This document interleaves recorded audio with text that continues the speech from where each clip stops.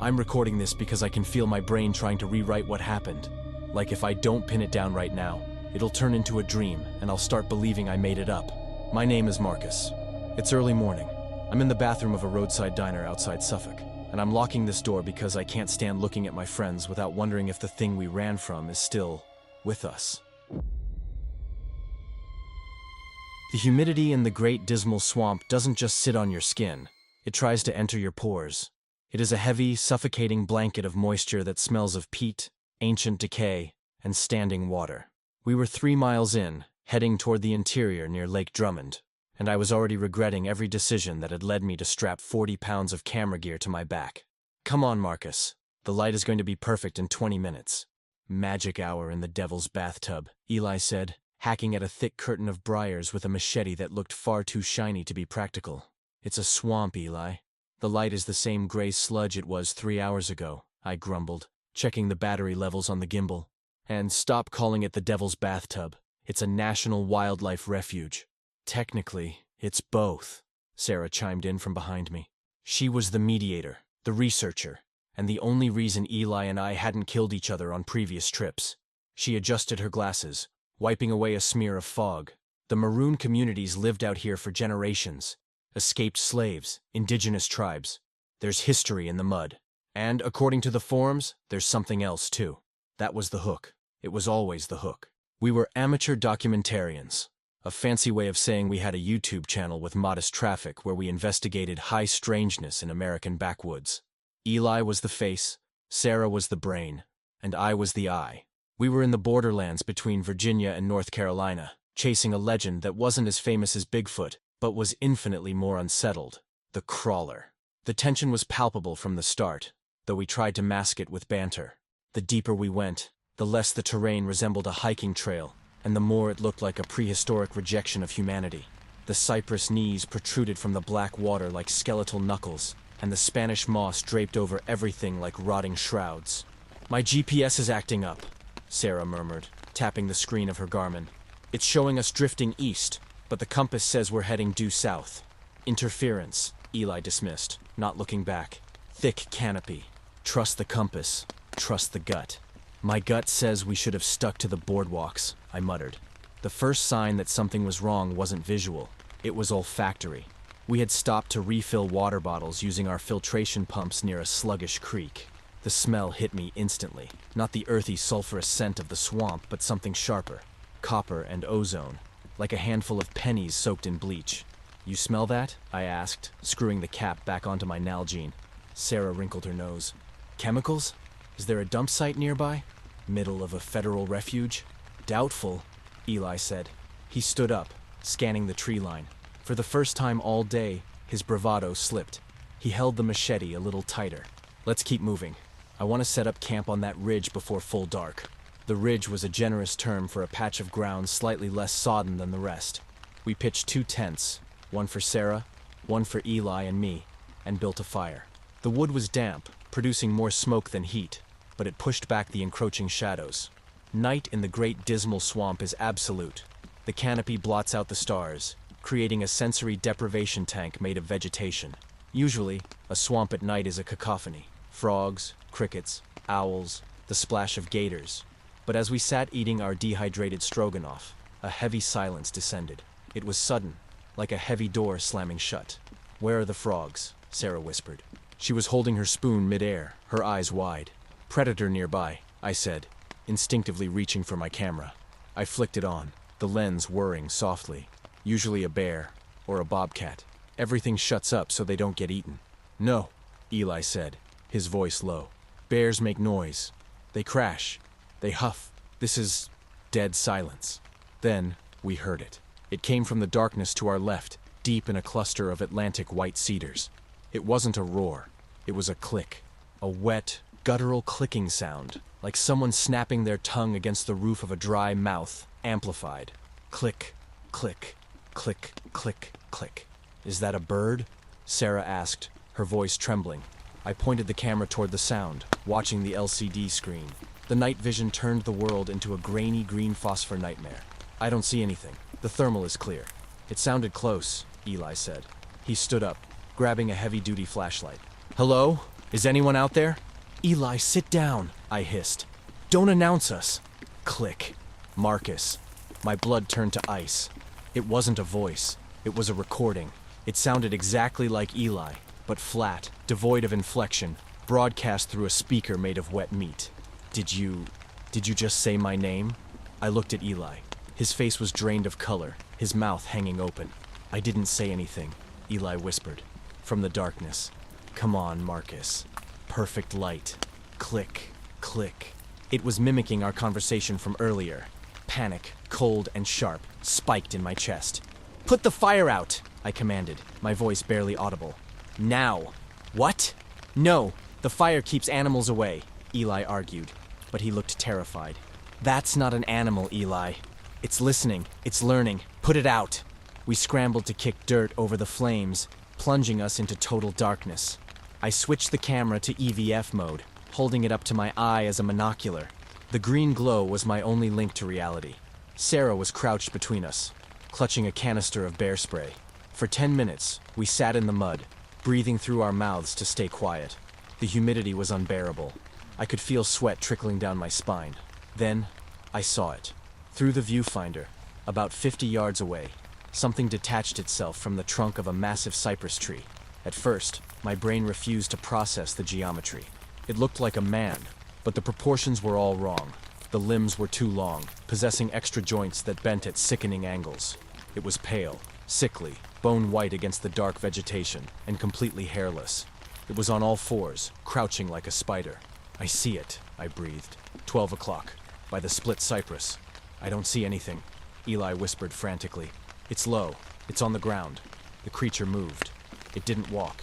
It flowed. It scuttled forward with terrifying speed, then froze. It raised its head. Through the grainy night vision, I saw two eyes reflecting the infrared light. They weren't animal eyes. They were wide, unblinking, and devoid of sclera. Just two black voids set in a face that looked like melted wax. It opened its mouth, unhinging a jaw that hung too low. Trust the gut. Trust the gut. Click. It was using Eli's voice again. Oh God, Sarah whimpered. The sound was tiny, but in the silence, it was a thunderclap. The creature's head snapped toward her. It knew exactly where we were. Run, I said. What? Eli stammered. Run! I screamed, dropping the stealth. The creature shrieked. It wasn't a mimicry this time. It was a sound of pure predatory aggression, a high-pitched metallic screech that sounded like grinding gears. We bolted. We abandoned the tents, the food, everything but the clothes on our backs and the gear in our hands. We sprinted blindly through the underbrush. Briars tore at my clothes and skin. I slammed my shin against a fallen log, but adrenaline masked the pain. Keep the light off! I yelled at Eli, who was fumbling with his flashlight. It can see the light! I can't see where I'm going! He screamed back. Just follow the slope. Head for the water. We crashed through the vegetation like frightened cattle. Behind us, the sound of pursuit was heavy and wet. The thud, thud, thud of hands and feet hitting the mud in a gallop. It was faster than us, much faster. I risked a glance back with the camera. The creature was closing the distance, moving through the trees with impossible agility, leaping from trunk to trunk. It was toying with us. Suddenly, Sarah screamed. I skid to a halt, spinning around. Sarah had tripped, her foot snagged in a root system. She was on the ground, scrambling to free herself. The creature was 20 feet away, perched on a low branch, looking down at her. Its pale skin seemed to glow in the darkness. Sarah! Eli yelled, raising his machete, but he was frozen in fear. I didn't think. I raised the camera, flipped the external flash unit to manual and full power, and aimed. Hey! You ugly son of a bitch! I roared. The creature looked at me. I hit the shutter. The flash discharge was blinding in the total darkness, a supernova of white light. The creature shrieked, a sound of genuine pain, and recoiled, shielding its sensitive eyes. It fell from the branch, thrashing in the mud. Get her up! Go! I shoved Eli toward Sarah. He hauled her to her feet and we ran. We didn't stop. We didn't pace ourselves. We ran until our lungs burned like acid and our legs felt like lead. We splashed into the shallow water of a drainage ditch, wading through thigh-deep sludge, hoping it would mask our scent. We eventually collapsed near the edge of a gravel access road, miles from where we had camped. We huddled together in the ditch, shivering violently. The adrenaline was fading, replaced by the creeping cold of shock. We listened for hours, straining our ears against the return of the natural sounds of the swamp. Eventually, the frogs started up again. A barred owl hooted. The silence had lifted. "Is it gone?" Sarah asked, her voice raspy. She was clutching her ankle, which was swollen and purple. "I think the flash blinded it," I said, checking my camera. The lens was cracked, the body caked in mud. Cave dwellers, or whatever that was. They hate sudden light. "We left the keys," Eli said. He was staring at his empty hands. "My keys were in the tent." "We are not going back," I said firmly. "We walked to the highway. We flagged someone down. I don't care if it takes all night." We walked for 6 hours. The sun was rising when we finally hit Route 17. A trucker hauling timber pulled over when he saw us. 3 mud-caked, bleeding specters emerging from the tree line. He drove us here, to this diner in Suffolk. We didn't talk much in the cab.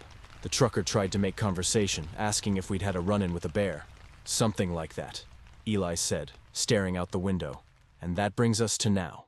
10 minutes ago. We sat in a booth, drinking bad coffee. I pulled the SD card from my camera and slotted it into my laptop. I needed to know if I had captured it. I opened the last file. The video was chaotic, shaky footage of the ground, the blur of trees. Then, the moment I stopped, the green night vision view of the branch, there it was. The image was crisp. The creature was crouched, ready to spring. But it was the face that made me slam the laptop shut and excuse myself to vomit. It wasn't just mimicking voices. In that split second before the flash, the creature's face had shifted. The melted wax features had contorted, rippling like water. For a single frame, looking down at Sarah, the creature didn't look like a monster. It looked like Eli. I looked across the table. The real Eli was staring into his coffee, his hand trembling. "What is it?" he asked, noticing my expression. "Did you get a shot of it?"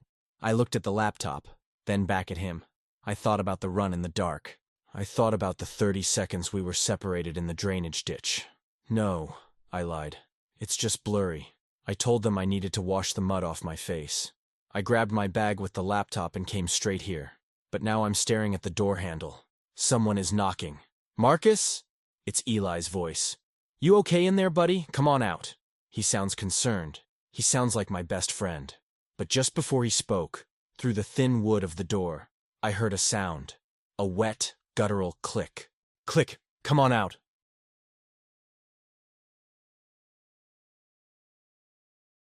My 2004 Ford Econoline is currently sitting in a tow yard in Mendocino County, crunched up like a crushed soda can. The tow truck driver told me I'm lucky to be alive, and looking at the photos of the front end, I guess he's right.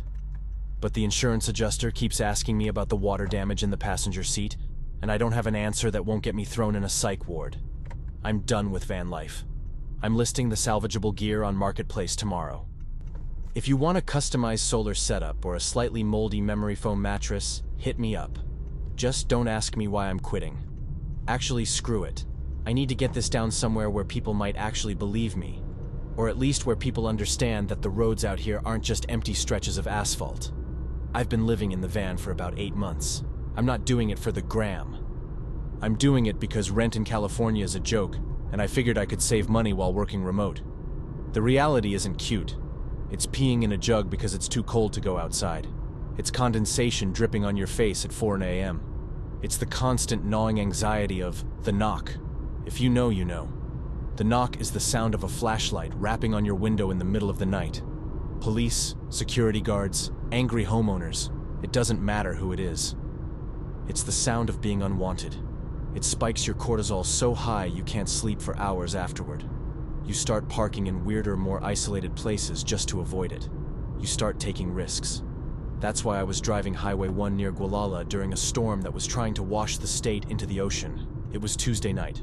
The rain had been hammering the roof of the van for 3 days straight. I'd been parked in a turnout near Jenner, but a cop rolled by slowly around sunset, flashing his alley lights at my rig. I got spooked. I didn't want the hassle, so I hopped in the driver's seat and started heading north, looking for a spot that felt safer. Highway 1 is treacherous enough in daylight. At night, in a storm, it's a nightmare. The road twists like a snake's spine along the cliffs. To my left was a 100-foot drop into the Pacific. To my right, sheer rock faces and towering redwoods. There are no streetlights. It's just you, and whatever your high beams can cut out of the blackness. I was white-knuckling the steering wheel, doing maybe 30 miles per hour. The wind was hitting the broad side of the van, shoving me toward the center line, then sucking me back toward the edge. My wipers were screeching on max speed, but they could barely keep up with the water. I saw him for the first time just past the Sonoma-Mendocino County line. I came around a sharp bend, hugging the inside lane, and my headlights swept across the shoulder. Standing right on the edge of the gravel, inches from the white line, was a person. He was wearing a bright yellow slicker, the heavy-duty PVC kind commercial fishermen wear. The hood was up and pulled low, so I couldn't see a face. He wasn't hitchhiking. No thumb out, no sign. He was just standing there, arms stiff at his sides, facing the road. My heart jumped into my throat. It's a primal reaction to seeing a human shape where no human should be. We were miles from the nearest town. There were no other cars, no broken-down vehicles nearby. Just this guy, standing in a deluge that felt like being under a fire hose. I drove past him without slowing down. My brain did the frantic calculus. Is he in trouble? Should I stop? No. Solo female. Night. Storm. Keep driving. I checked the rearview mirror, but the spray from my tires obscured everything. He was gone. Freak, I whispered, turning the radio up. The local station was fading in and out, static chewing on the edges of some classic rock song. I tried to shake it off. I told myself maybe his car was in a ditch nearby and he was waiting for a tow, or maybe he was a local walking home, although walking on Highway 1 at night is a death wish. I drove for another 20 minutes. The adrenaline started to fade, replaced by the fatigue of hyper-focusing on the wet asphalt. I passed through the tiny town of Gualala, mostly closed up, dark windows, rain sleeting sideways through the streetlights. I didn't stop. I wanted to get further north, maybe near Point Arena, where I knew a spot behind some dunes. The road emptied out again. The trees closed in, forming a tunnel. Then I saw the yellow flash. My stomach dropped so hard I felt sick. It was him. He was standing on the ocean side of the road again. Same yellow slicker. Same hood. Same posture. Stiff, arms at his sides, facing traffic. I looked at the odometer. I'd gone 15 miles since the last time I saw him. There is no way he could have beaten me here. I hadn't stopped. I hadn't passed any cars. The road is a single line north. Unless he was in a helicopter or a Formula One car, it was physically impossible. I stared as I passed him. This time, I was closer. The rain was sheeting off that yellow plastic. He looked heavy, solid. He didn't flinch as my van roared by, spraying water everywhere. And I saw his face, or the lack of it. It wasn't that he didn't have a face, it was just shadow. The hood was deep, and where the features should have been, there was just a void. But I felt him looking at me. I felt eyes I couldn't see tracking the movement of the van. "What the hell?" I said, my voice cracking. I hit the gas. The van groaned, the engine protesting the sudden acceleration on the incline. The back tires slipped a little on the wet leaves, and I had to correct quickly to avoid spinning out. I needed to stop. I needed to pull over and breathe. But I couldn't stop now.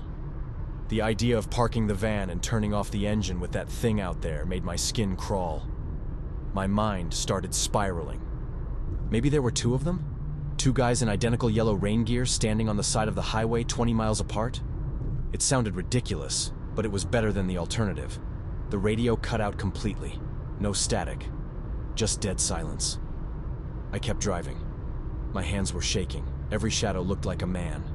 Every reflector post looked like a yellow hood. 10 miles later, I came up a rise, the headlights piercing the fog bank that had rolled in. There, standing in the middle of the turnout I had been aiming for. The yellow slicker. He wasn't on the shoulder this time. He was standing dead center of the gravel patch I had marked on my GPS. Blocking it. I swerved back onto the main road, my tires screeching. I didn't look at him this time. I couldn't. I just kept my eyes locked on the double yellow lines. I was doing 50 now, way too fast for the conditions. "Leave me alone," I said. "Just leave me alone." I was crying. Frustrated, angry tears. I'm not a superstitious person. I don't believe in Bigfoot or ghosts or aliens. I'm practical. I know how to change my own oil. I know how to wire a solar inverter. This didn't fit into my world. I drove for another hour. My body was rigid with tension. I was counting the mile markers. 45, 46, 47. I passed a sign for a scenic overlook. He was there, standing by the guardrail. I passed a driveway for a private ranch. He was there, standing by the gate. He was getting ahead of me every single time. And every time I saw him, he was a little closer to the white line, a little closer to the lane. It felt like he was hurting me. Or maybe he was just waiting for me to make a mistake. I realized then that if I looked at him again, I was going to crash. I don't know how I knew it, but it felt like a rule. A law of physics just for this situation. If I acknowledged him, if I let my brain process his presence one more time, the van would go off the cliff. So I developed a strategy. I narrowed my vision. I focused entirely on the patch of road illuminated by my low beams. I didn't look at the shoulders. I didn't look at the mirrors. I refused to perceive anything outside the van. I drove like that for miles. It was hypnotic. The rain, the wipers, the hum of the engine. Then, the smell hit me. It wasn't the smell of wet dog and old coffee that usually permeated the van. It was sharp. Brine, salt water, rotting kelp. It was the smell of the tide pool at low tide, concentrated and icy cold. The temperature in the van plummeted. I could see my breath fogging up in front of the windshield. I cranked the heater dial, but the air blowing out of the vents felt freezing. A drip of water landed on my hand as it gripped the gear shift. I looked up at the roof. No leaks. I'd sealed the roof fan myself with a tube of Sikaflex. Another drip. Heavier this time. Plop. It wasn't coming from the roof. The hair on the back of my neck stood up, prickling like electricity. The passenger seat. The empty captain's chair next to me where I kept my backpack and my water bottle. I felt a weight settle into it. The springs groaned. The leather creaked, stretching under a heavy mass. The smell of the ocean became overpowering, choking me. It smelled like deep water. Like drowning. I knew he was there. I knew with absolute terrifying certainty that if I turned my head to the right, I would see the yellow slicker. I would see the hood, and I would see whatever was inside that hood. "Don't look," I whispered. "Don't look, don't look, don't look." I gripped the wheel so hard my knuckles turned white. I stared straight ahead. Slap. A wet, heavy sound, like a soaked towel hitting the floor. Then another. Drip, drip, drip. He was dripping onto the floor mat. I could feel the cold radiating off him. It was like sitting next to a block of ice. I could hear breathing, wet, rattling breaths, like there was water in his lungs. Gurgle. Exhale. Gurgle. Exhale. "Get out," I said. My voice was small, pathetic. The van lurched. The steering wheel jerked in my hands, pulling to the right, toward the cliff. I fought it, wrestling the heavy vehicle back to the center. The presence in the seat shifted. I saw the yellow sleeve in my peripheral vision. It was reaching out. A hand, gray, bloated, waterlogged, was moving toward the steering wheel. He wasn't just a passenger. He was trying to drive. Panic, pure and animalistic, took over. I couldn't share this space with him for one more second. I couldn't let him touch me. If that cold, dead hand touched my skin, I knew my heart would just stop. I saw a shape coming up on the right, a shallow ditch running along a hillside away from the cliff edge. It was mud and grass, rising up into a steep embankment. "Get out!" I screamed. I yanked the wheel hard to the right. The van fishtailed. The back end swung out on the slick asphalt. We went sideways. I braced myself. The van hit the ditch with a violence that rattled my teeth. We slammed into the mud, the front bumper digging in. The momentum flipped the back end up. We tipped, grinding against the embankment, metal screeching on rock. The windshield shattered. The airbags detonated, hot, white dust filling the cabin, punching me in the face. The noise was deafening. Crunching metal, shattering glass, and the roar of the engine dying. Then, stillness. I was hanging sideways, held in by my seatbelt. My ears were ringing. My nose was bleeding. The rain was pouring in through the broken windshield, soaking my lap. I coughed, waving the airbag dust away. I froze. I remembered. Slowly, terrified, I turned my head to look at the passenger seat. It was empty. The door was jammed shut, buckled from the impact. The window was unbroken. There was no way anyone could have climbed out in the 2 seconds since the crash. But the seat was soaked. Not just damp from the rain coming in the front. It was drenched. A pool of water had collected in the bucket of the seat, overflowing onto the center console. I fumbled for my seatbelt release, my hands shaking so bad I could barely work the mechanism. I fell out of the driver's side door, crawling into the mud, gasping for air. I scrambled up the embankment, away from the van, waiting to see the yellow slicker standing in the tree line. Nothing. Just the rain. Just the dark woods. A trucker found me about 20 minutes later. He saw my hazard lights flashing in the ditch. He let me sit in his cab while we waited for the highway patrol. He asked me what happened, if I fell asleep at the wheel. I swerved to avoid a deer. I lied. The tow truck driver dragged the van out an hour later. It was a total loss. The frame was bent, the axle snapped. When I went to the yard the next day to sign the release forms and grab my personal items, the interior was starting to smell. I opened the passenger door with a crowbar to get my backpack. The seat was still wet. I touched the liquid pooled in the cushion. I rubbed it between my fingers. It was sticky. I brought my fingers to my nose. Salt. Intense, concentrated salt. I looked at the floor mat. There were sand and bits of seaweed, kelp and sea lettuce mashed into the carpet. I haven't slept more than 2 hours at a time since then. Every time I close my eyes, I hear that wet, rattling breath. Gurgle. Exhale. I'm staying in this motel until the insurance check clears, and then I'm buying a plane ticket. I don't care where to, as long as it's inland. Arizona, maybe. Or New Mexico.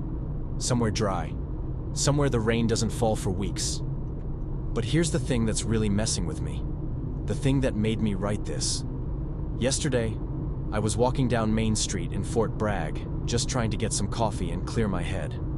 I passed an antique shop. They had a bunch of old photos in the window, black and white shots of the logging industry, the fishing fleets from the 1950s. There was a group photo of a fishing crew standing on a dock. Written in white ink at the bottom was the crew of the Sally Mae, lost at sea, 1962. There were 6 men. 5 of them were looking at the camera, smiling, holding nets. The 6th man was standing at the edge of the frame. He was wearing a slicker.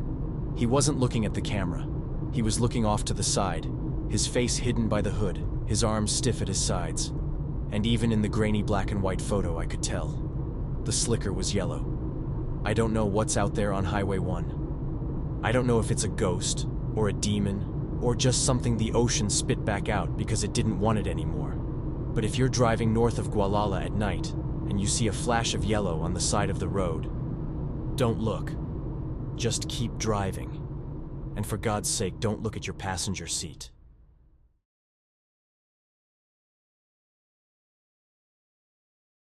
I'm typing this on my phone with 4% battery left. I don't know if it'll send. I don't know if there's even a cell tower close enough to pick this up, but I have to try. If anyone finds this, don't come looking for the Vance family. Don't come to the Blackwood Ridge. Just stay in the city. Stay where there's concrete and streetlights and things that make sense. We were so arrogant. That's the thing that kills me now, sitting here in the dirt. We thought we knew better. My name is Mark. My wife is Sierra, and our son is Leo. He's only 7. We were the textbook definition of burnout cases. I was in marketing, Sierra was a graphic designer, and we were just done. We watched too many YouTube videos about homesteading and reconnecting with the earth. We bought into the whole new age aesthetic. Crystals on the dashboard, burning sage to clear negative energy, the whole 9 yards. We convinced ourselves that the modern world was toxic, and that nature was this benevolent, healing mother that was just waiting to embrace us. We sold the condo in Chicago. We cashed out the 401ks. We bought 20 acres of cheap land in the middle of nowhere, surrounded by national forest. The first warning sign was the price. It was too cheap. The realtor, a sweaty guy who wouldn't make eye contact, mumbled something about the terrain being challenging, but we didn't listen. We saw the trees, massive ancient hemlocks and oaks, and we saw a cathedral. We didn't see the cage. We moved in 3 months ago. We brought a camper to live in while we built a yurt. We had a plan. We were going to grow our own food, generate our own solar power, and live in harmony with the cycle of the seasons. The first week was okay. It was basically glorified camping. But then the reality set in. It's dark here. That's the first thing you need to understand. The canopy is so dense that even at noon, it feels like twilight. The trees are colossal. Their trunks are like pillars of iron, and their branches weave together overhead to block out the sky. It's quiet too. Not the peaceful quiet you imagine, but a heavy, suffocating silence. There are no birds. I didn't notice that at first, but Sierra did. She mentioned it over coffee one morning. "Have you seen a single squirrel?" she asked. I hadn't. Our main priority was the garden. We had brought thousands of dollars worth of heirloom seeds and organic compost. We spent weeks clearing a patch of land near the camper, sweating, blisters popping on our hands. We built raised beds. We planted kale, tomatoes, squash, beans, everything the book said would provide for us. Nothing grew. It wasn't just that they failed, it was how they failed. The seedlings would sprout, pale and sickly yellow, reaching desperately for light that never came. And then, overnight, they would rot. Not wither, rot. They turned into black slime. It looked like something was eating them from the roots up. I tried to be optimistic. "It's just the soil pH," I told Sierra. "We need to amend it." But Sierra was getting weird. She started spending a lot of time staring at the tree line. She said she felt watched. "It's the woods, babe," I said, trying to sound rugged and capable. "It activates the primal part of the brain. It's natural." "No," she whispered. "It feels like judgment. The first time I saw them, I was taking a leak off the edge of the clearing. It was about 2 in the morning. The moon must have been full because a little bit of silvery light was actually filtering through the leaves. I looked out into the deep woods, and I saw a shape. It looked like a person, but wrong. They were standing perfectly still, maybe 50 yards away, half hidden behind a massive oak. They were wearing robes, or maybe rags. It was hard to tell. The fabric looked coarse, like burlap sacks sewn together, stained with mud and moss. I blinked, thinking it was a trick of the light. When I opened my eyes, the figure was gone. I told myself it was a deer or a bear standing on its hind legs. I didn't tell Sierra. She was already having nightmares. The gardening situation got worse. We tried cutting down some trees to let light in. That was a mistake. I took a chainsaw to a medium-sized hemlock near our garden beds. As soon as the blade bit into the bark, the chain snapped. It whipped back and sliced my arm open. It wasn't a deep cut, but it bled a lot. The sap that came out of the tree wasn't sticky and amber. It was thick and reddish. It smelled like copper. That night, the activity started for real. We were sleeping in the camper. I woke up because the camper was rocking. Just slightly. Like someone was pushing against the side of it. I grabbed the flashlight and the baseball bat I kept by the door. I waited, heart hammering against my ribs. The rocking stopped. I heard a sound, a soft, wet dragging noise, like raw meat being pulled across metal. I threw the door open and shone the light. Nothing. But in the morning, we saw the garden. The raised beds had been destroyed. The wood was splintered. The black sludge of our rotted vegetables was smeared everywhere. And in the center of the mess, someone, or something, had stuck a bundle of sticks into the ground. They were tied together with vines to form a shape. It looked like a person with their arms raised, but the head was made of a deer skull. Sierra lost it. She started screaming that we had to leave. Leo was crying, hiding under the table in the camper. I tried to calm them down. I played the rational husband. "It's probably local kids," I said. "Townies messing with the city folk. I'll drive into town and call the sheriff." I got in the truck. It wouldn't start. Dead battery. I checked the solar generator for the camper. Smashed. We were stuck. That was 3 days ago. Since then, the woods have been closing in. I mean that literally. I swear the tree line is 20 feet closer to the camper than it was when we arrived.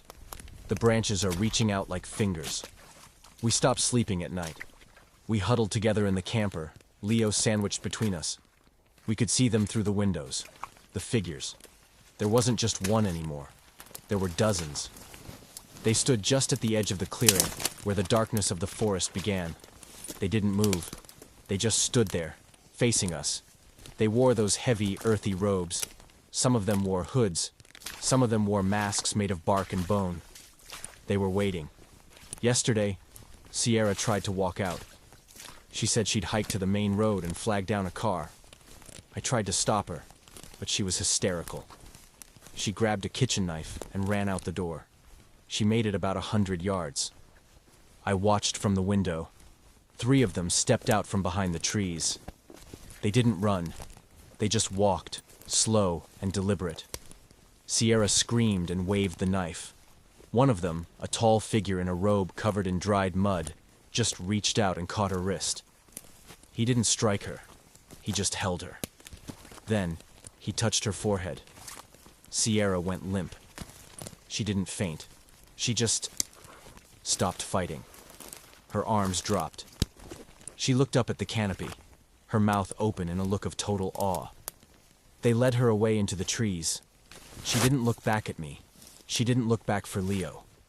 I should have gone after her. I know that. I'm a coward.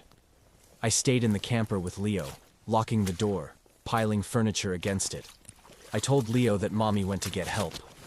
Last night, the chanting started. It wasn't human. It sounded like the grinding of stones, the rustling of dry leaves, the creaking of wood in a storm. It was a low, vibrating hum that I could feel in my teeth. It was coming from all around us. "The old roots," a voice whispered. I don't know if I heard it or if it was in my head. The old roots' hunger. I looked out the window. They were closer. They were right next to the camper now. I could see their skin where the robes slipped. It wasn't skin. It was rough and gray, like bark. Their fingers were too long, gnarled and twisted like twigs. They didn't break in. They didn't have to. The camper just gave up. The metal groaned and buckled. The door popped off its hinges. They poured in. The smell hit me first. It smelled like a grave. Wet earth, rot, fungus, and old blood. I tried to swing the bat. It was like hitting a brick wall. One of them backhanded me, and I flew across the small room. My head cracked against the counter. Everything went blurry. I saw them take Leo. He wasn't screaming. He was silent, eyes wide, staring at the figure holding him. The figure was stroking Leo's hair with those long, wooden fingers. They dragged me out by my feet. They brought us here, to this clearing deeper in the woods. I've never seen this place before. There's a massive pit in the center, dug out from under the roots of the biggest tree I've ever seen. The tree is dead. Or at least it looks dead. It's black and twisted, with no leaves. But the roots are pulsing. They are huge, thick veins running along the ground, throbbing with a dull red light. Sierra is here. She's standing by the pit. She's wearing one of the robes now.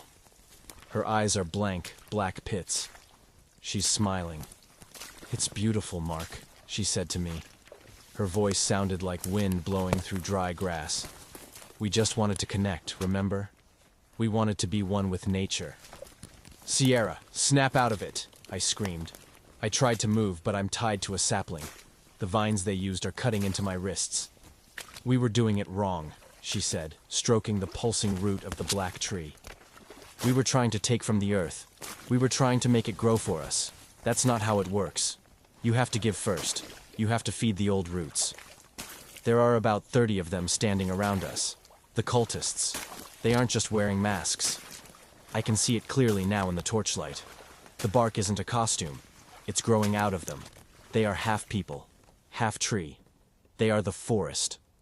They are what happens when you stay here too long. They brought Leo to the edge of the pit. "No!" I screamed. "Take me! Let him go!" The leader, the tall one who took Sierra, turned to me. His face was a knot of wood with human eyes embedded in it.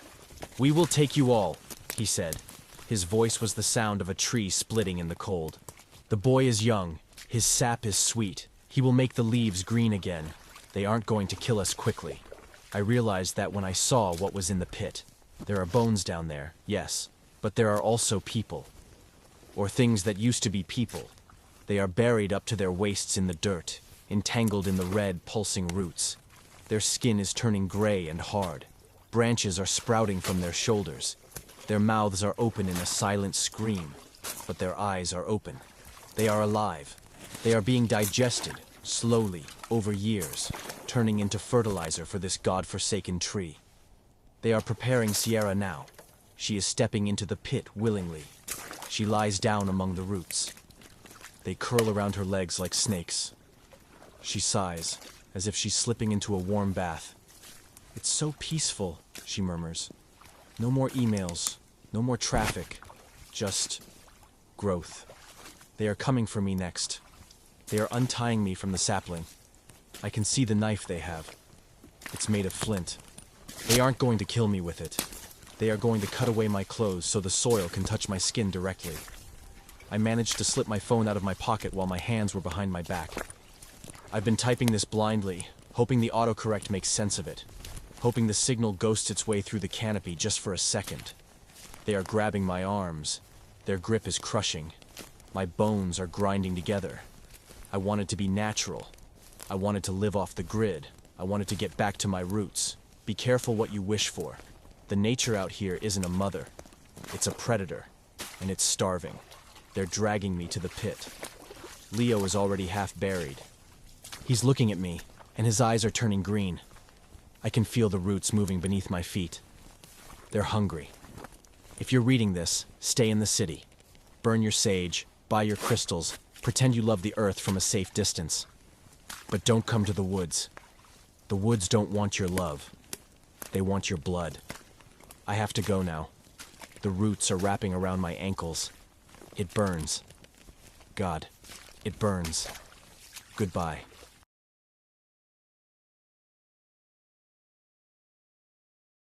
I'm writing this down because I'm selling the camper. I'm selling the tanks, the dry suit, the regs, all of it. If you see a listing on Craigslist for a full technical diving setup in the Crosby area, cheap, just take it. Don't ask me why I'm quitting.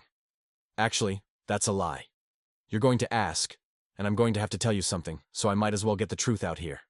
Maybe if I put it on paper, it'll stop replaying in my head every time I close my eyes. You know the Cuyuna Range? It's this stretch of old iron mines in Minnesota. When the mining companies pulled out decades ago, they shut off the pumps. The pits filled up with groundwater and rain, turning these massive red dirt scars into lakes, deep ones. Some of them go down 400 or 500 feet. The water is crystal clear because there's hardly any organic life to muck it up. Just cold, hard water sitting on top of a century of industrial history. I've been living out of my camper off a gravel road near the Portsmouth mine pit for about 3 months.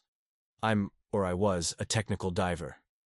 I don't do the colorful coral reef stuff. I like rust. I like finding things that people forgot. Wrecks, sunken cars, old mining infrastructure. There's a quietness down there that you can't get anywhere else. It's like being in church, if church was freezing cold and could kill you in 3 different ways if you panicked. The local legends are all the same. Don't go too deep, the old-timers at the gas station say. They talk about equipment left at the bottom. They say when the water came in, it came in fast. Some folks claim they left cranes, trucks, even buildings down there.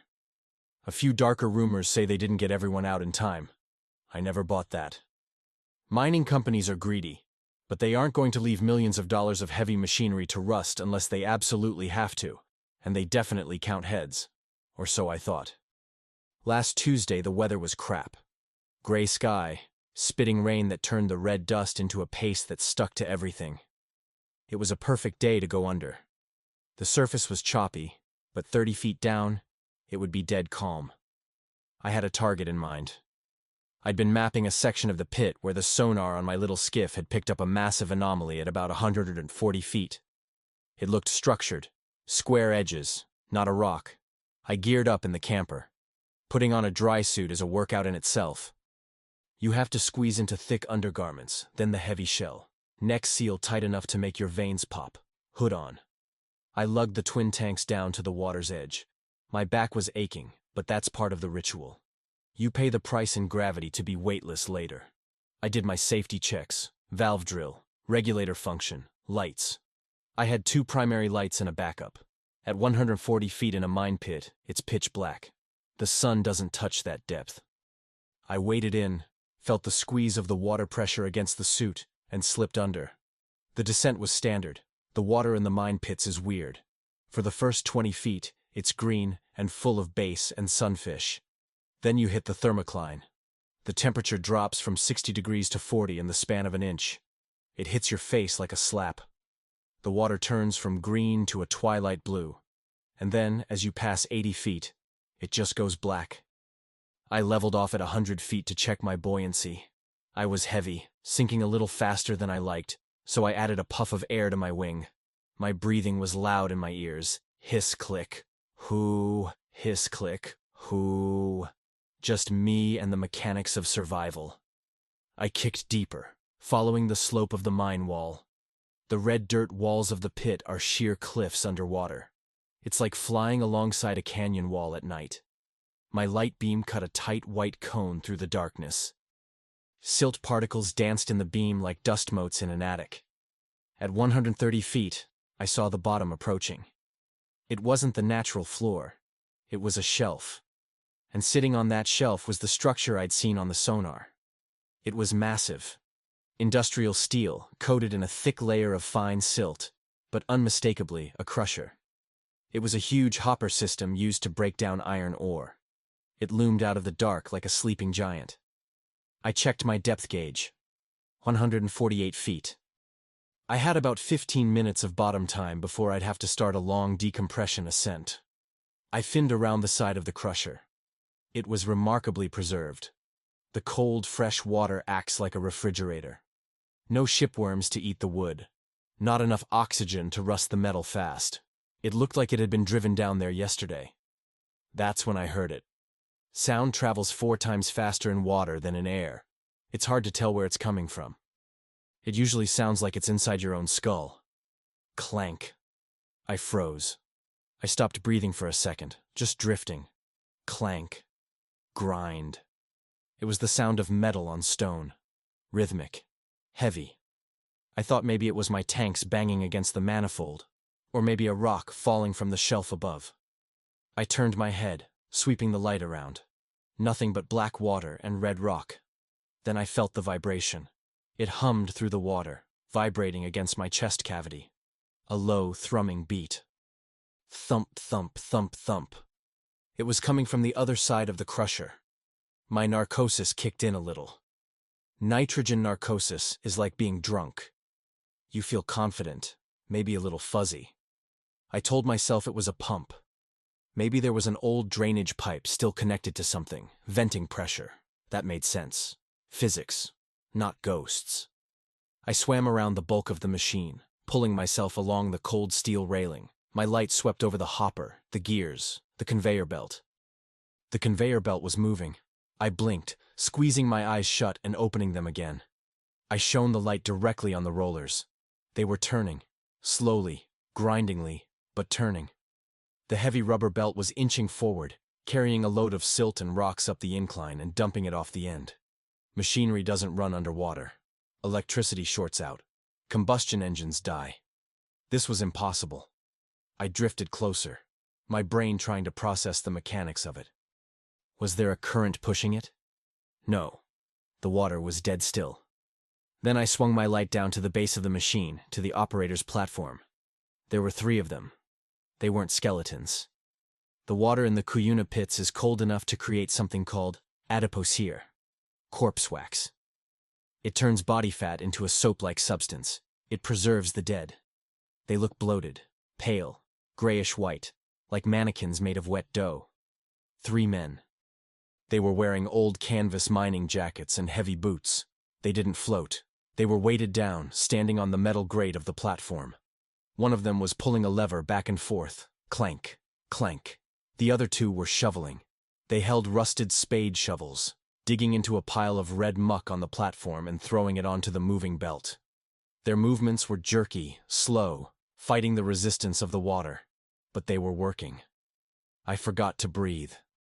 I literally forgot to inhale. My lungs burned, forcing me to take a jagged gasp from the regulator. The noise of my intake was like a gunshot in the silence. The one at the lever stopped. He didn't turn his head fast. It was a slow, hydraulic rotation. The neck looked stiff, the skin bunching up in thick white folds. He turned until he was facing me. There were no eyes, just empty black sockets in a face that looked like melted candle wax. The mouth was open, slack, filled with black water. He looked at me. I know he didn't have eyes, but he looked at me. Then he let go of the lever. He took a step off the platform. He didn't swim. He walked. He stepped into the open water, sinking slightly, his heavy boots finding purchase on the silt-covered rock. He raised an arm. It wasn't a threat, it was an invitation. Or a demand. He pointed at the shovel leaning against the railing. The ghost shift. The thought popped into my head from nowhere. The locals joked about it. The shift that never punched out. I backpedaled, finning hard in reverse. "No," I said into my mouthpiece, the sound garbled by the rubber. The thing, the miner, moved faster than he should have. He lunged. It wasn't a swim, it was a push off the bottom, launching himself at me with impossible weight. His hand clamped onto my ankle. The grip was iron. It crushed the neoprene of my dry suit against my skin. The cold of his hand went straight through the suit, a freezing burn that made me scream. I kicked, thrashing my other fin against his face. It felt like kicking a bag of wet clay. He didn't flinch. He just held on, dragging me down. He was heavy, so incredibly heavy. My buoyancy was gone. I was being pulled toward the crusher, toward the empty spot on the line next to the other two shoveling corpses. The other two stopped working. They turned. They started walking toward me, too. I reached for my inflator button, jamming it down. Air hissed into my wing. I felt the lift, the harness digging into my shoulders, trying to pull me up. But the miner was too heavy. He was an anchor. He reached up with his other hand. He wasn't grabbing me this time. He was grabbing my air hose. The yellow low-pressure hose feeding my regulator. He yanked. My head snapped back. The regulator almost ripped out of my mouth. A spray of water entered my throat, and I gagged, coughing violently. I was drowning. At 150 feet, I was drowning. He yanked again. He was trying to disconnect me. He wanted me to stay. He wanted me to work. Panic is the diver's killer. It overrides training. It overrides logic. I didn't think about decompression stops. I didn't think about the nitrogen bubbles that would turn my blood into soda water if I shot to the surface. I reached for the knife strapped to my chest. I slashed at his hand, but the blade just sank into the wax-like flesh without cutting anything vital. There was no blood, just a cloud of gray particulate. He didn't care. His fingers tightened on the hose, kinking it. The airflow stopped. I sucked vacuum. No air. My vision started to tunnel. The dark water seemed to be closing in. I looked at his face, inches from mine now. The empty sockets, the slack jaw. I could hear the clank, clank, clank of the machine behind him. I couldn't cut him loose. I couldn't overpower him. I did the only thing left. I reached down to my waist, found the buckle of my weight belt, and yanked the release. 20 pounds of lead dropped away instantly. The physics of diving are brutal. Without that weight, and with my wing already fully inflated from my panic attempt earlier, I became a missile. The miner held on for a split second, but the lift was too violent. I ripped upward, tearing his grip from my ankle. I saw him fall back, tumbling into the silt, his arms still reaching up. I rocketed up. I was ascending way too fast. You're supposed to come up at 30 feet per minute. I was probably doing 200. The water temperature spiked as I smashed through the thermocline. The light went from black to blue to green in a blur. I tried to dump air from my suit to slow down, flaring my body like a skydiver, but the expansion was out of control. The air in my suit expanded as the pressure decreased, turning me into a rigid balloon. My dive computer was screaming on my wrist. Beep, beep, beep. Ascent rate. Danger. I hit the surface like a cork shot from a champagne bottle. I actually breached, half my body clearing the water before I splashed back down. The sun was blinding. The rain had stopped. It was quiet. Just the ripples slapping against my mask. I floated there, gasping, ripping the mask off my face. I was alive. I was on the surface. Then the pain hit. It wasn't immediate. It took about a minute. It started as an itch in my shoulders, under the skin. Then it turned into a dull ache in my elbows and knees. The bends, decompression sickness. The nitrogen that had been dissolved in my tissues under pressure was now bubbling out, expanding in my joints, my nerves, my blood. I tried to swim toward the shore, toward the camper. My right arm wouldn't work. It just flopped uselessly. It felt like someone was driving hot nails into my shoulder joint. I kicked with my fins, gritting my teeth, tears streaming down my face. Just get to land. Just get to land. By the time I crawled into the mud of the bank, my vision was doubling. The world was tilting sideways. I vomited, mostly water and bile. My skin was itching insanely. I pulled back the sleeve of my undergarment and saw the cutis marmorata, the marble rash, purple and red blotches on my pale skin. Bad. That was bad. I dragged myself up the gravel slope to the camper. I couldn't stand. I had to crawl. Every movement was agony. The joints felt like they were filled with broken glass. I managed to get inside. I grabbed my phone. My fingers were numb, clumsy sausages. I dialed 911. Diving accident, I slurred. Crosby, the pit, Benz. I don't remember the ambulance ride. I woke up in the hyperbaric chamber at the hospital in Minneapolis. I spent 3 days in that tube, breathing pure oxygen while they pressurized me and brought me back up slowly, shrinking the bubbles. The doctor told me I was lucky. I have some permanent nerve damage in my right shoulder, a slight tremor. Sometimes my vision goes blurry in my left eye, but I'm alive. He asked me what happened. Equipment malfunction, I said. Inflator got stuck. Shot me to the top. He bought it. Why wouldn't he? But I know what happened. Last night I was packing the last of the boxes in the camper. It was dark outside. Quiet. I looked out the window toward the pit.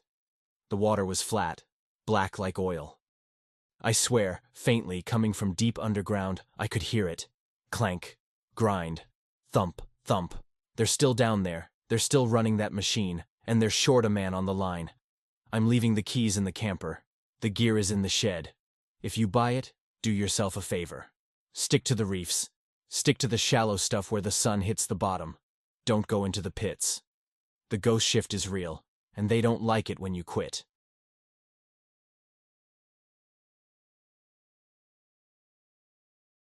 Boone County soil is mostly clay and limestone, the kind of earth that makes you fight for every tomato and hydrangea bloom. I didn't mind the fight.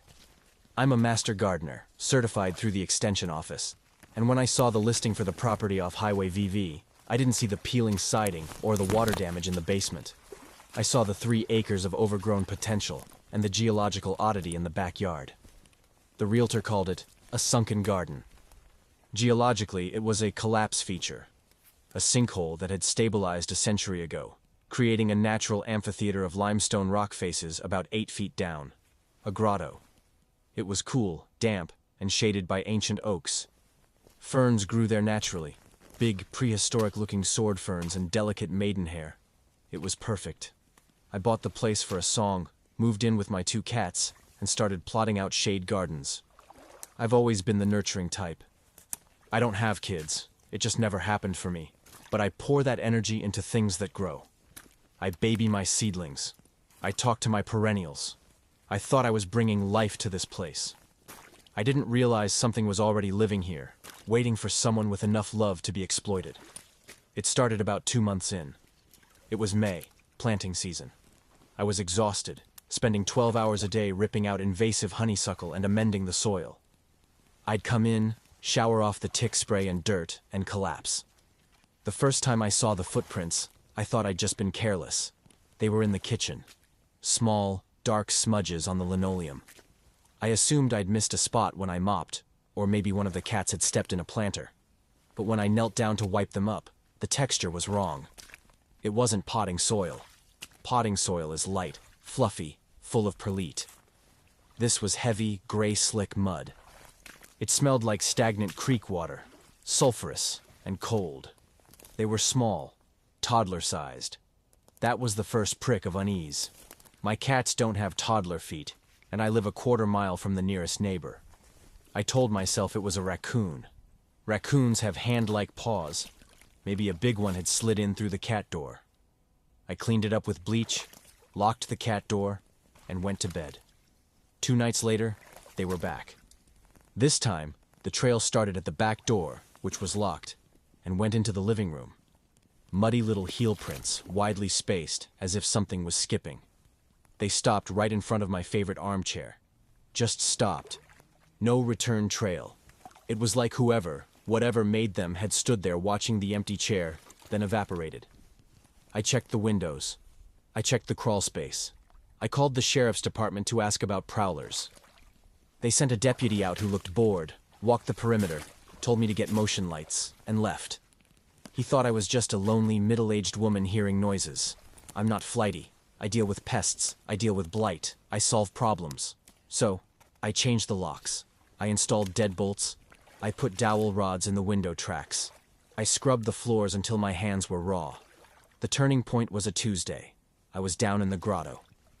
I'd built a stone staircase leading down into the pit so I didn't have to slide down the muddy bank. The temperature dropped 10 degrees as soon as you descended below the rim. It was twilight, that heavy blue hour when colors start to drain out of the world.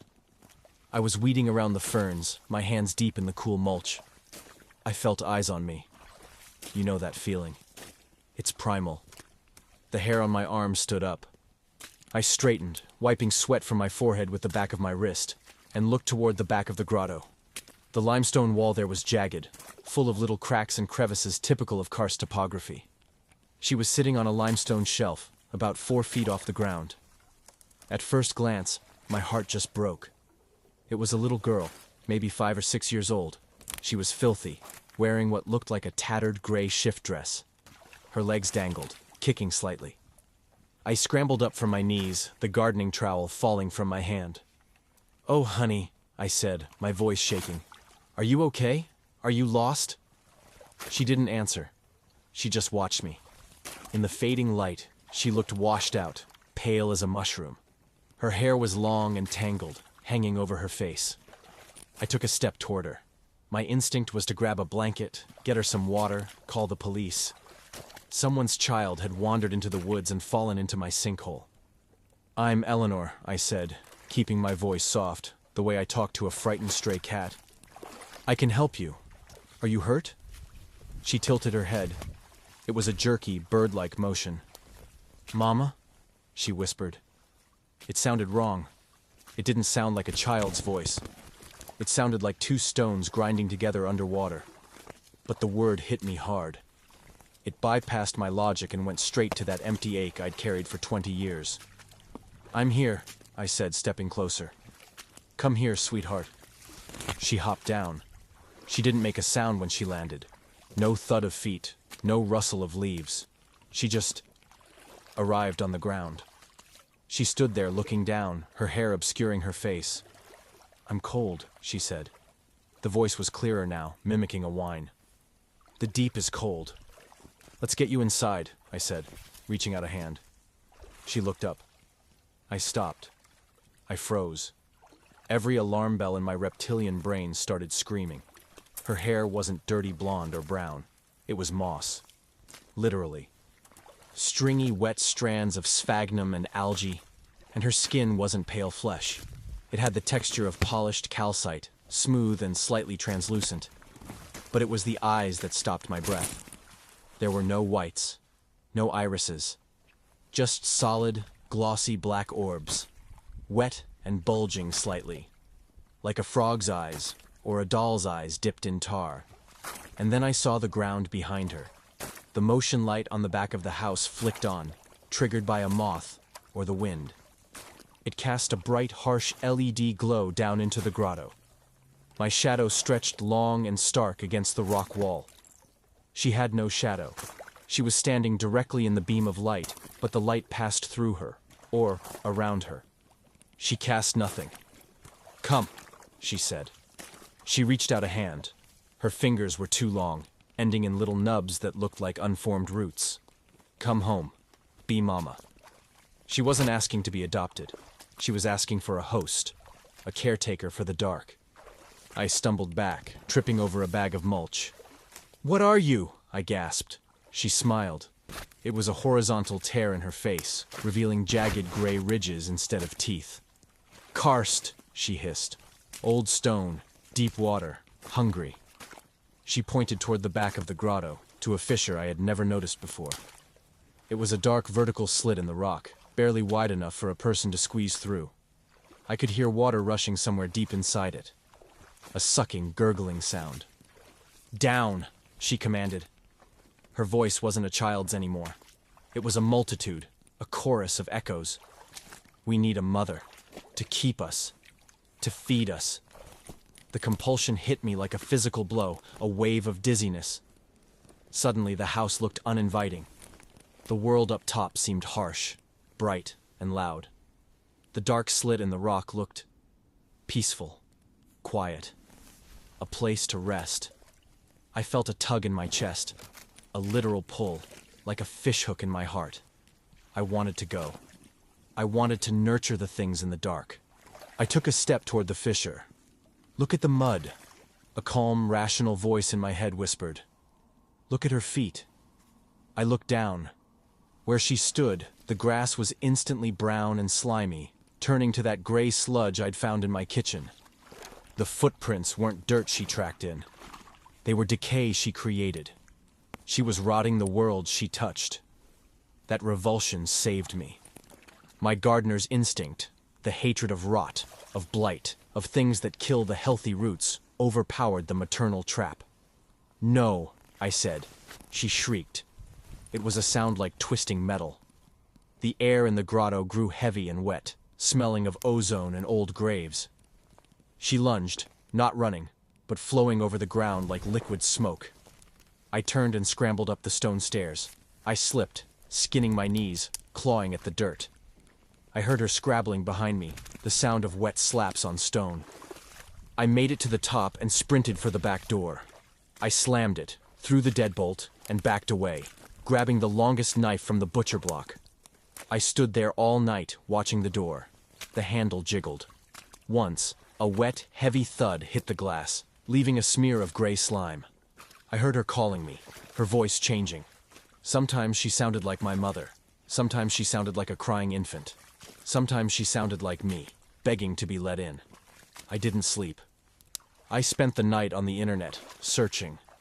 Not for ghosts, for folklore, for the Ozarks, for the old stories brought over from the hills of Europe and planted in the limestone of Missouri. I read about the Fae, the Knockers, the spirits of the mines and caves. They aren't Tinkerbell. They are elemental, ancient, and they operate on rules. Iron, salt, cream. It sounded ridiculous. It sounded like a fairy tale. But I had seen a girl made of moss with black eyes. Ridiculous was off the table. When the sun came up, the silence was deafening. I waited until noon when the sun was highest and the shadows were shortest. I went to the store.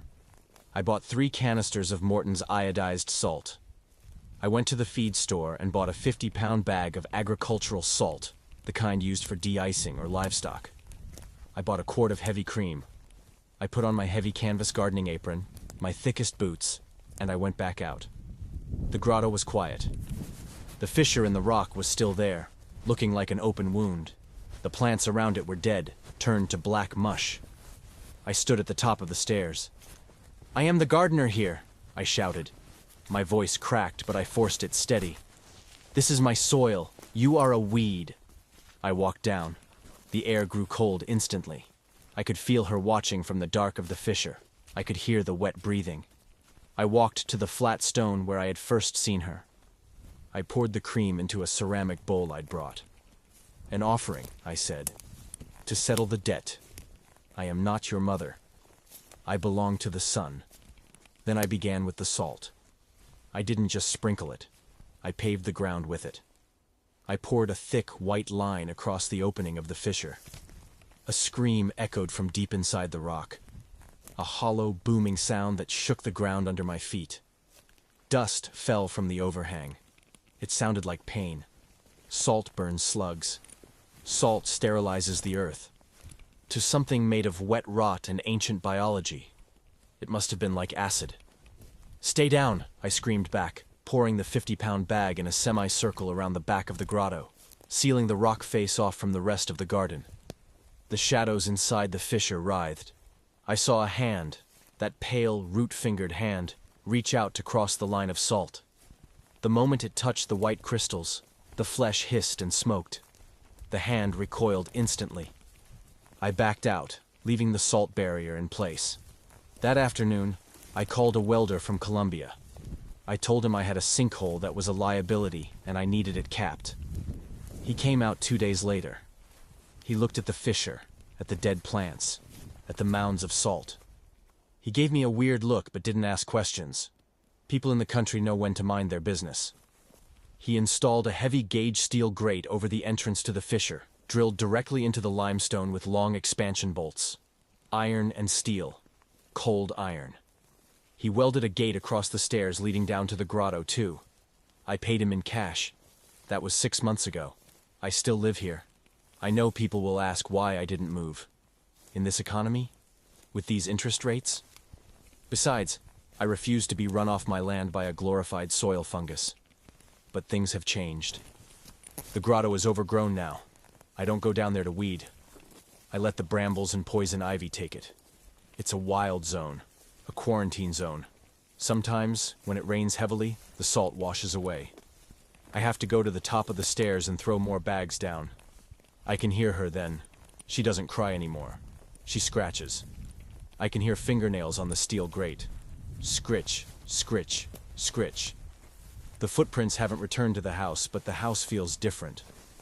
The water from the tap sometimes tastes metallic, like earth.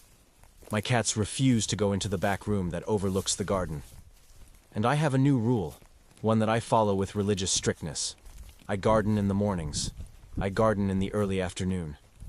But the moment the sun dips below the tree line, the moment the shadows start to stretch and connect with one another, I come inside.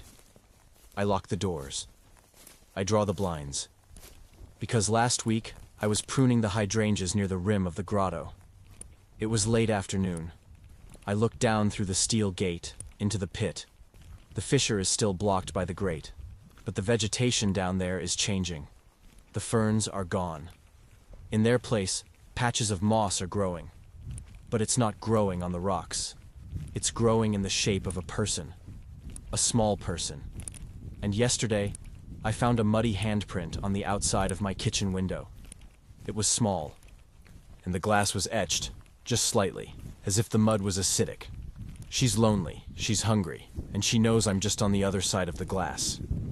If you buy land in Boone County, check the geology. If you find a sinkhole, fill it in. Don't plant ferns. Don't try to make it beautiful. And if something small and sad calls you mama from the dark, don't listen. Salt the earth and run.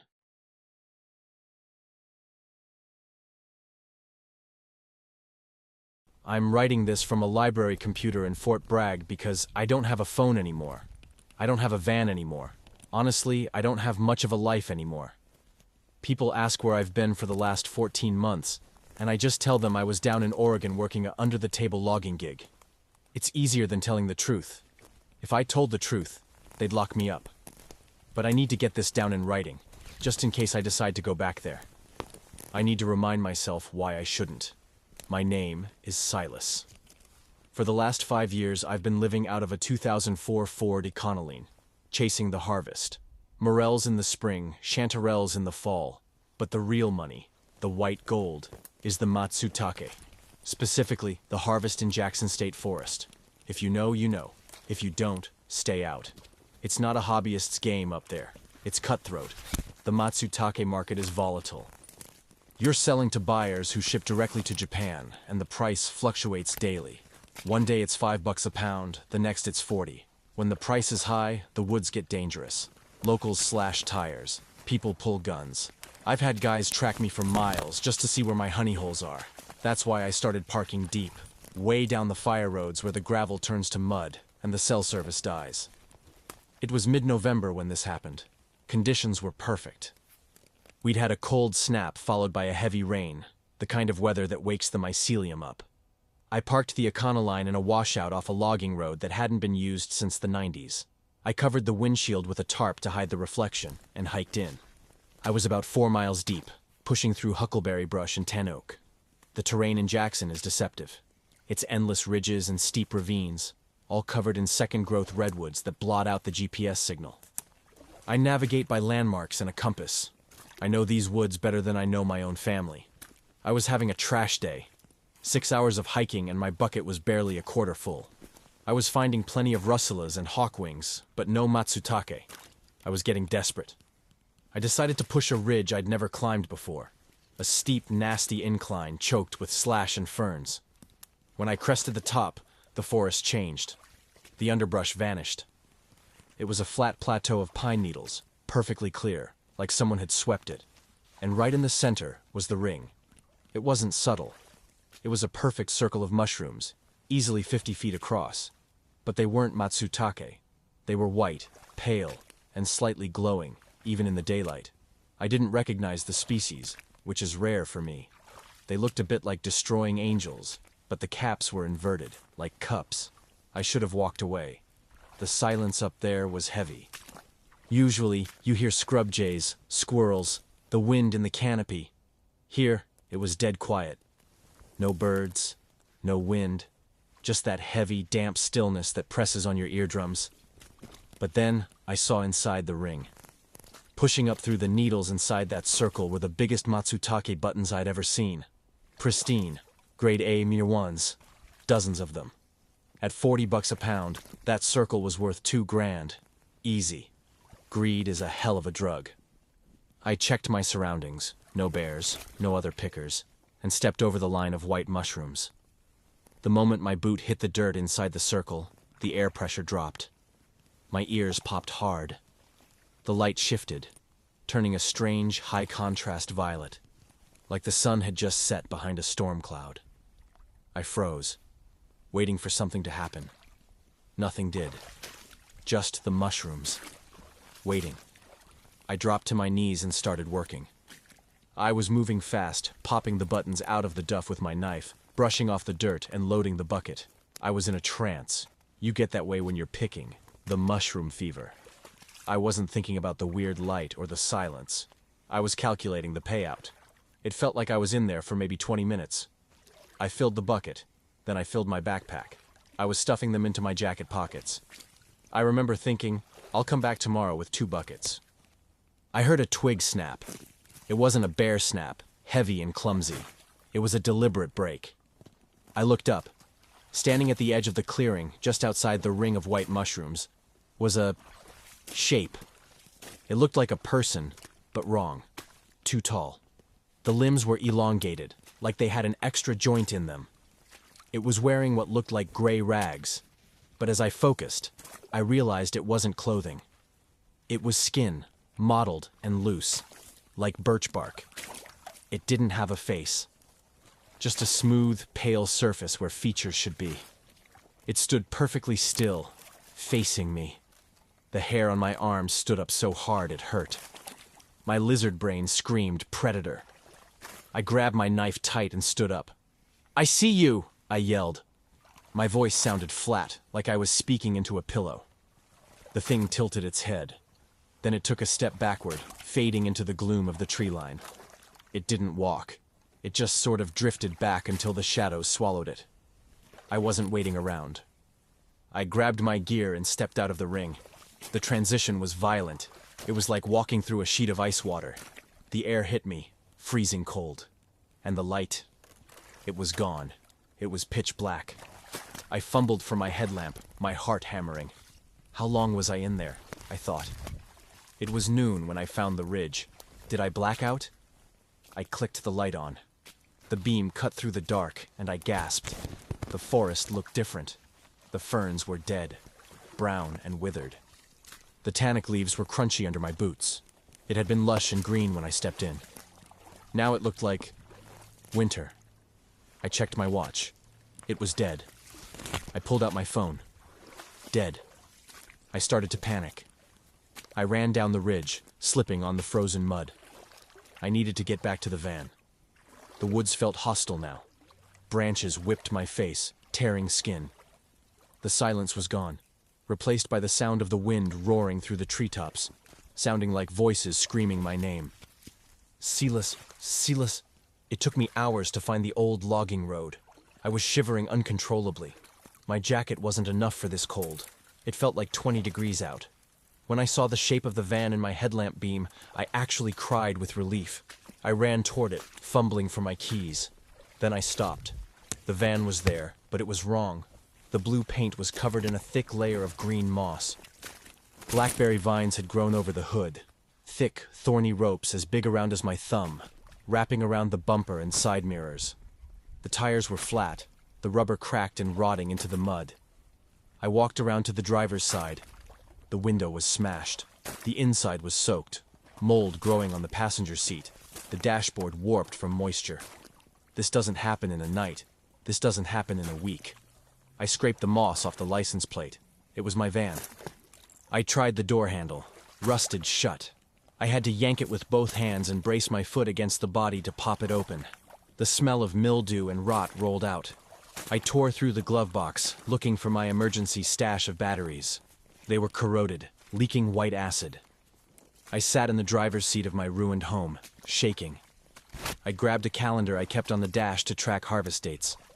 The last date I had crossed off was November 14th, 2024. I looked out the windshield at the overgrown road. The blackberry vines blocking the path were thick, woody, old growth. Something tapped on the roof of the van. Tap, tap, tap. It was a polite, rhythmic sound. Then a long scrape, like a fingernail dragging down metal. I scrambled into the back, grabbing my machete. The windows were fogged and dirty, but I could see shadows moving outside. Tall, thin shadows. They were circling the van. "Come back," a voice whispered. It didn't come from outside. It sounded like it was right next to my ear. "The circle is warm. The circle is time." I swung the machete at the empty air. "Get away from me!" The van rocked. Something heavy had jumped onto the roof. The metal groaned. I knew if I stayed in the van, I was dead. Or worse. Whatever was out there, it wanted me back in that ring. It wanted to keep me. I kicked the back doors open. They groaned but gave way. I sprinted. I didn't run down the road. The road was overgrown, a trap. I cut straight into the timber. I needed to head east. East was Highway 20. If I hit the blacktop, I could flag a car. My compass was spinning wild, useless. The needle just did lazy circles. The voice was getting louder, a chorus of whispers coming from the trees. "We kept it for you, Silas. We kept the time." I looked up. The canopy was thick, but there were gaps. I found Orion, the belt. I knew the alignment. I kept the stars on my right shoulder and ran. I ran until my lungs burned. I ran until I couldn't feel my feet. Every time I slowed down, I saw them in my peripheral vision. Pale, birch bark skin, watching from behind the redwoods. They weren't chasing me. They were hurting me, trying to turn me back toward the ridge. I had to fight the urge to turn left. The left looked easier. The brush looked thinner that way. But the stars said straight, so I went straight, tearing my clothes on thorns, wading through freezing creeks that came up to my waist. I hallucinated. I saw my mom standing in a grove of ferns.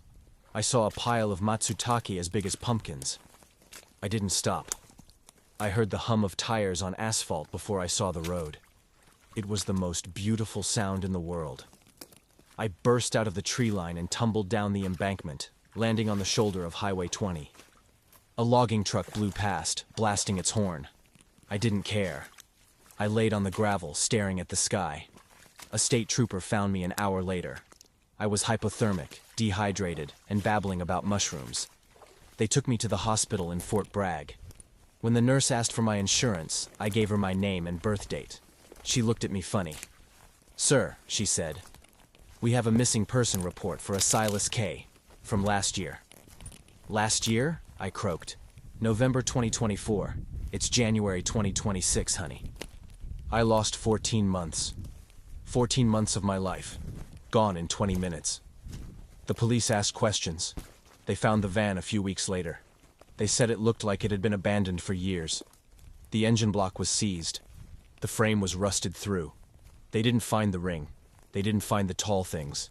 They just think I'm a meth head who went on a bender and got lost. But here's the thing that keeps me up at night. The Matsutake I picked, the ones I stuffed in my pockets. When I woke up in the hospital, my clothes were in a bag. I checked the pockets. The mushrooms were there, but they weren't rotten. They weren't dried out. They were fresh, damp. They still smelled like rain and pine needles. Time didn't touch them. I'm looking at my hands now as I type this. The skin looks different. A little too smooth. A little too pale. And sometimes when it's quiet in the library, I hear that tapping sound. I'm not going back to the woods, but I don't think I ever really left.